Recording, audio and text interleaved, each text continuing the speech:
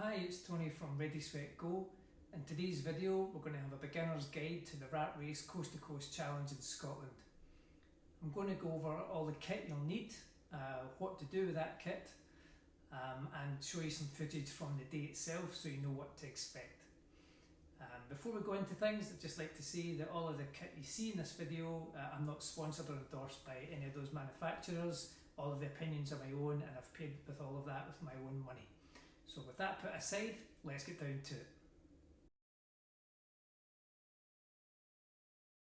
So first up, we're going to run through some of the mandatory equipment that you'll need. Ratrace sends you a list for this, and it's very important for safety reasons that you always have it on you at all times, and they also check, so if you don't, you'll not be racing. Basic stuff.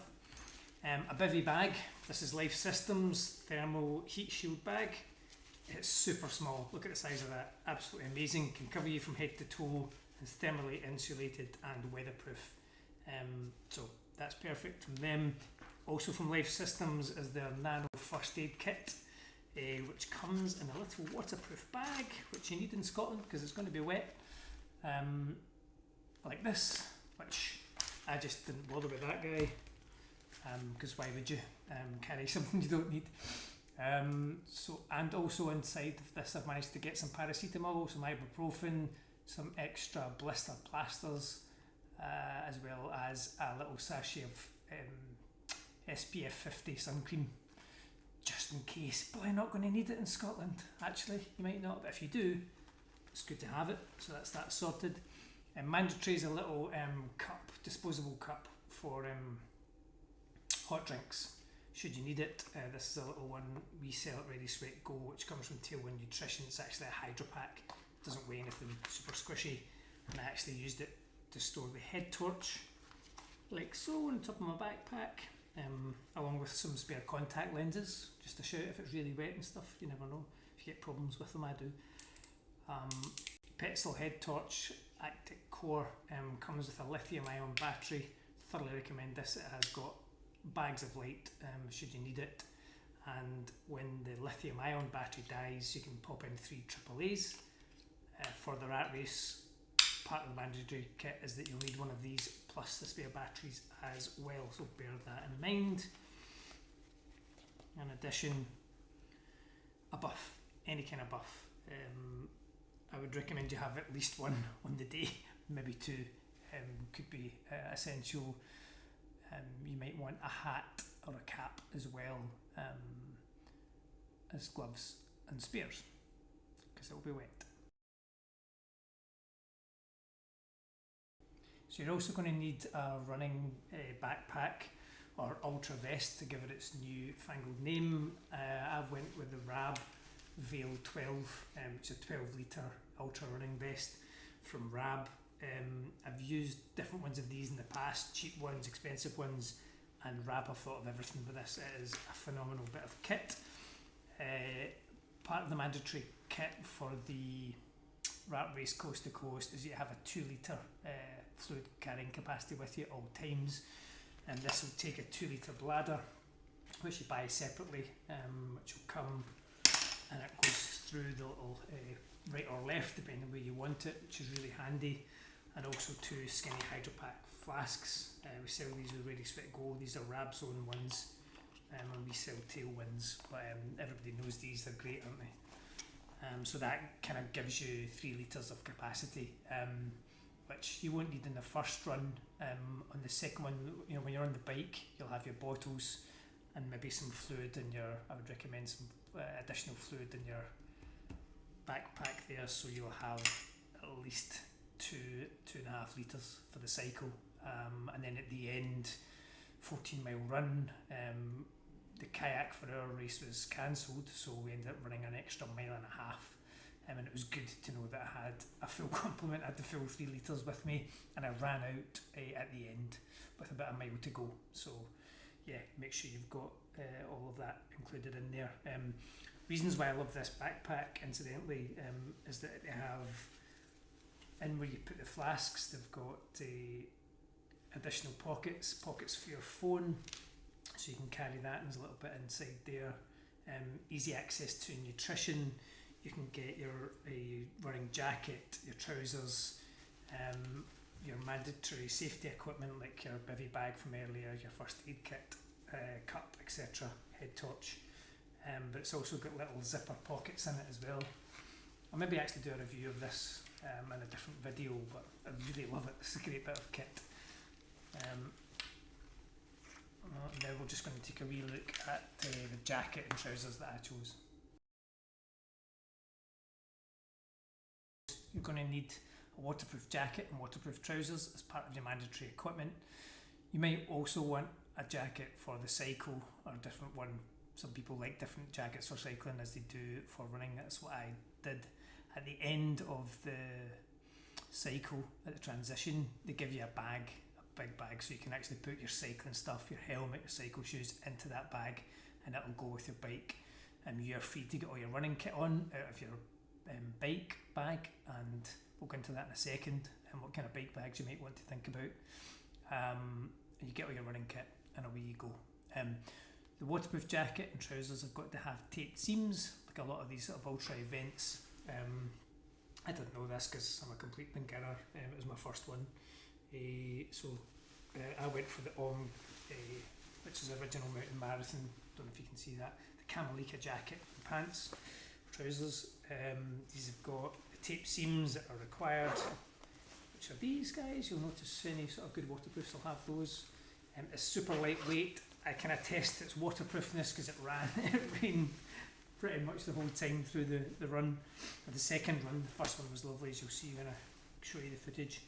But this kind of, I would roll up into a ball, stick it in the backpack, in the little netting. This is the trousers. They come with handy elastics for gripping onto your trail shoes, just to keep that water out. Both trousers and jacket are good for reflective stuff for other uses, you know, if you're not just doing the Ratrace. Again, necessary tape seams are included, and I like these trousers actually for their packability because they roll up really well, and you hardly really notice them in the backpack. So I would recommend these. There are others. There's others that are even lighter and smaller. Innovate are doing a really good range of super lightweight ones that actually don't even look waterproof, but they are. So here, because I saw people wearing them, so maybe something to think about. But otherwise, I think that's us for mandatory kit. But now we'll go on to bike bags.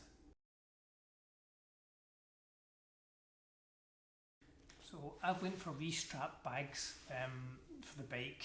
You could go with anyone. There's quite a lot of choices out there at the moment.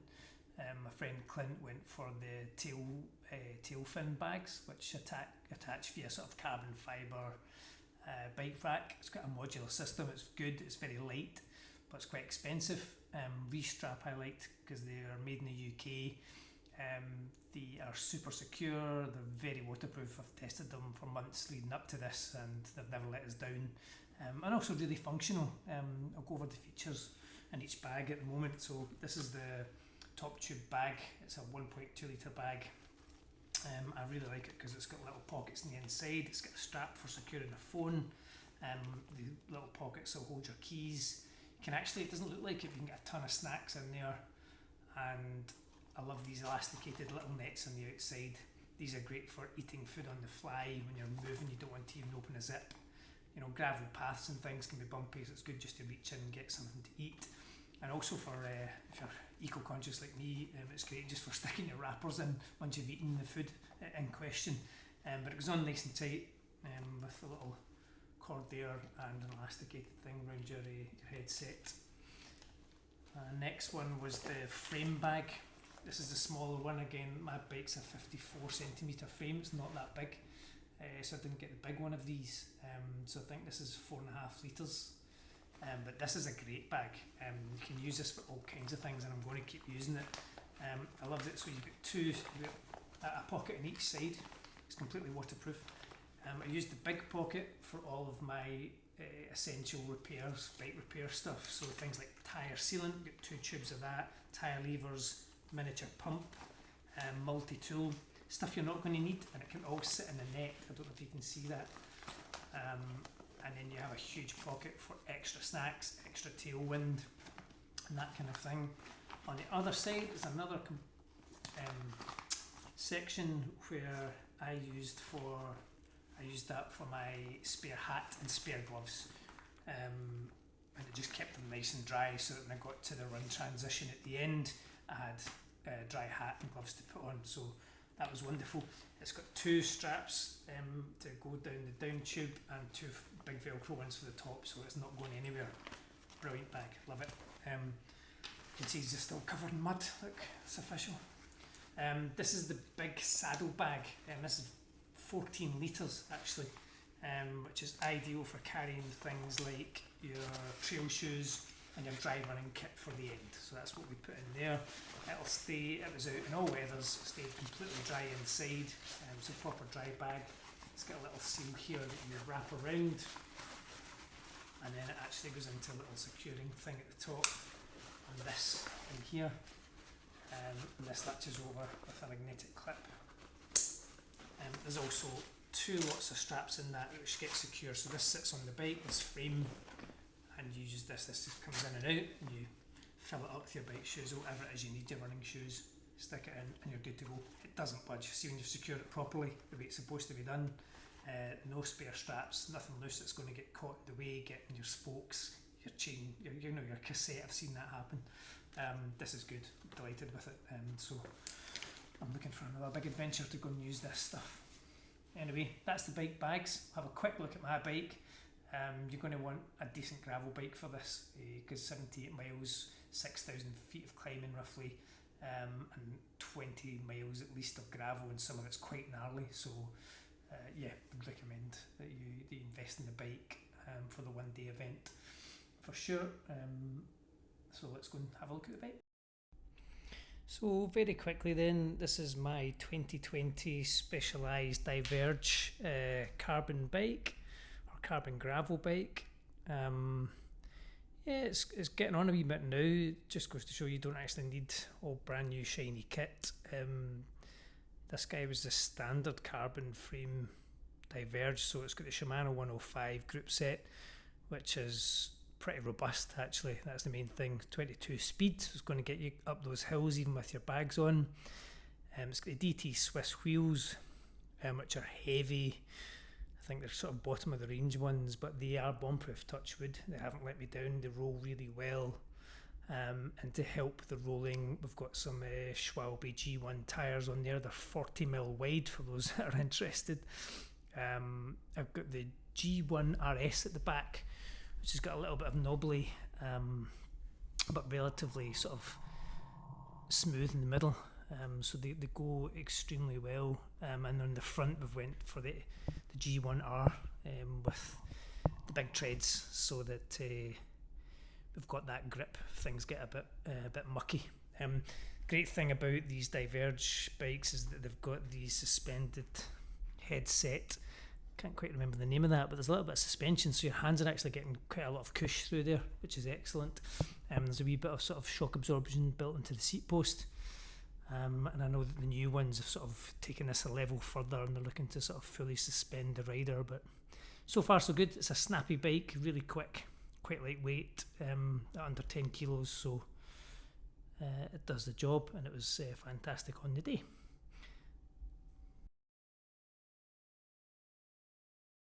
I would like to say at this point that there's a couple of honourable mentions of other things you might not have considered, which were kind of invaluable on the day. The first one is Tailwind Nutrition's endurance fuel. This stuff is dynamite. Every sachet contains about 200 calories. I had it in all my water bottles and flasks, and the Camelback there, so it was ideal. Just to keep sipping away on and topping up your glycogen levels, your glycogen stores. It also contains essential electrolytes, so it's going to help you prevent cramp when you're going for so long. So probably couldn't have done it without it. It was really, really good. In the morning there was a little Mojo coffee from London Nootropics, which is delicious, but actually contains cordyceps mushrooms and ginseng, so it gives you that pep and makes you feel kind of relaxed and ready to take on the challenge. And last but not least was the range of life jacket products. This is the anti-chaff bar. Basically covered myself in this stuff. Nips and all your sensitive areas once in the morning, and that's really it. Apply and forget. So that was ideal. The conditions were horrendous, and you know what it's like when you get uncomfortable on a day like that, getting chaffed and things. It really grates on you and wears you down. So pass with flying colours, ideal.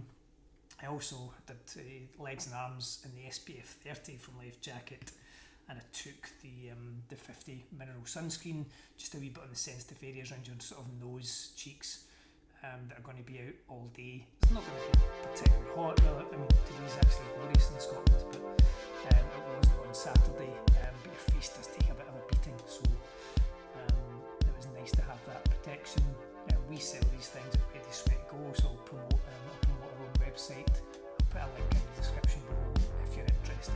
If you're not, skip on now and we'll get to the race footage. Enjoy.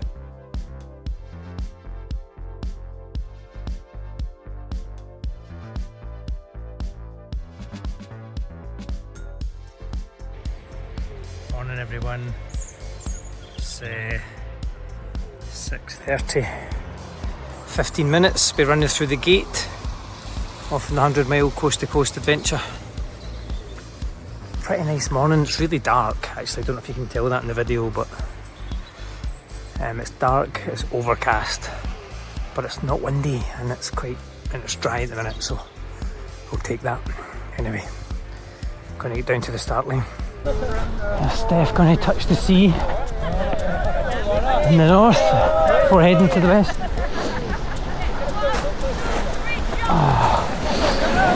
Oh, breathe that in. Amazing. Yeah, let's not get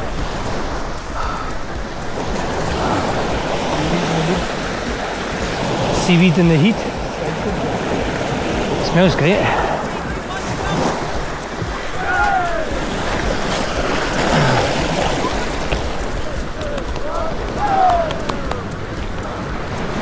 There's a big man coming down, touch the North Sea.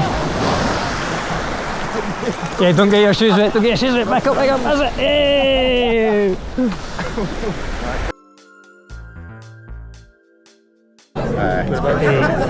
7, yeah, but I'm funnily enough, I'm back up to move back up to short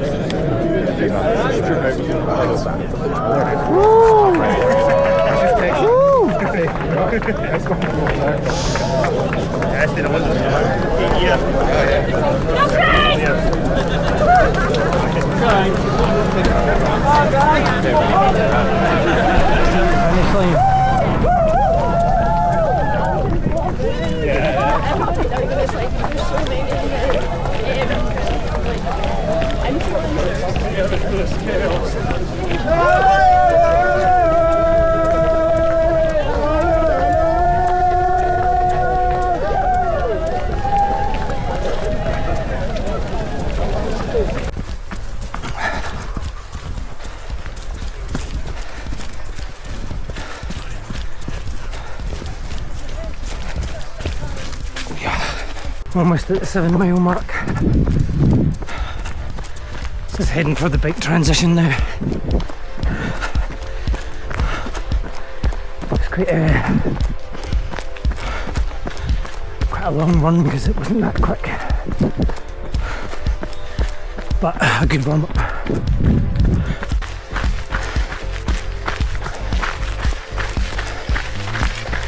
That's the first transition done. Me onto the bike and just get cycling. I think Clint was a wee bit longer in transition and Steph was flying, so we're all on our own at the moment.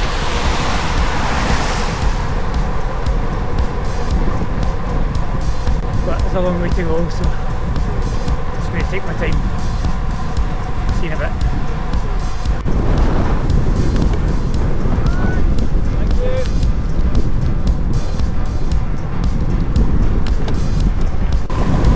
24 miles in to the cycle. Had a bit of a rain shower. Just went off again. As you can hear, it's pretty damn windy. Ready for the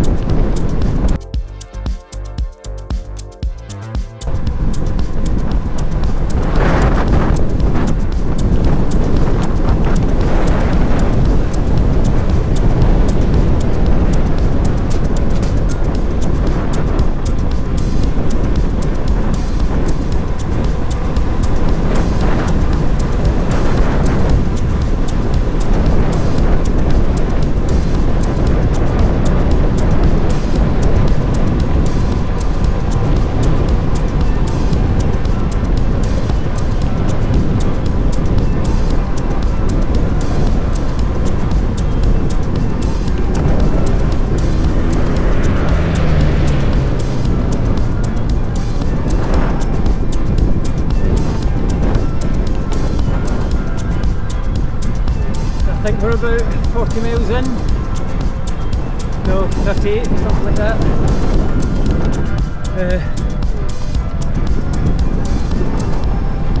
It's had a big climb there.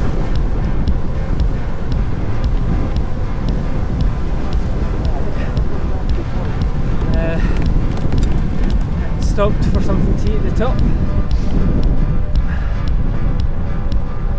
Absolutely no idea where we are. I don't know if that's Loch Ness, the bottom of, or there's another one we come up to, I can't remember the name. Different out.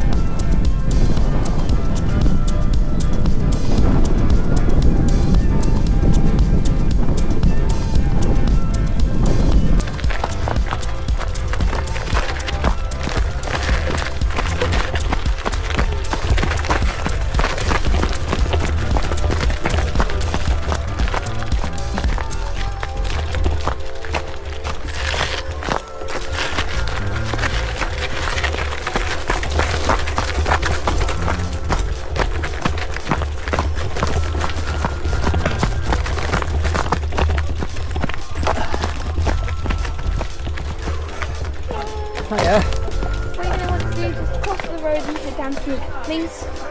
On the road? Yeah, on the pavement, please. On the pavement? Okay. Oh my God.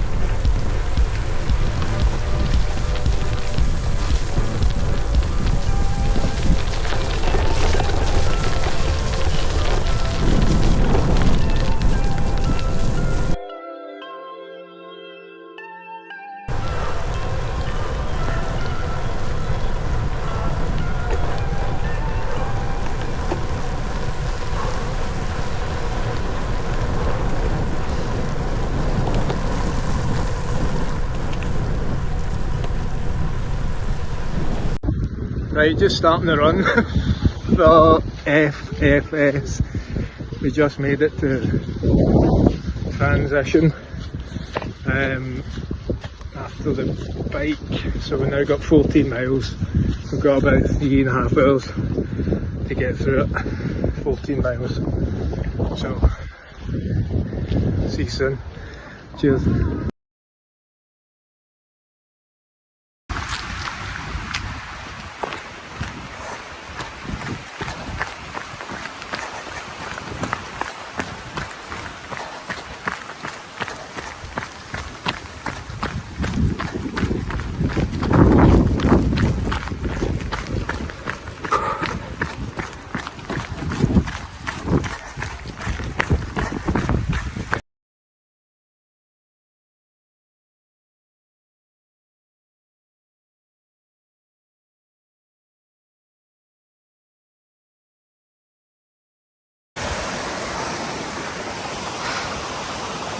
Yes, big man.